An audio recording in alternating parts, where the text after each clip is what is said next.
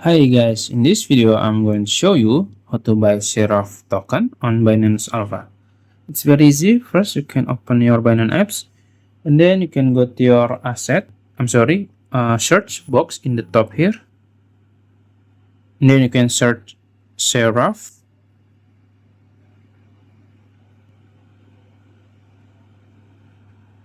Search it, and as you can see there is SERAPH in Alpha. You can click it.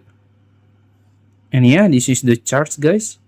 And if you want to see the details, you can click info in the top here. You will see 24-hour high, low, and the volume. And if you want to see the audit, you can click audit here in the top.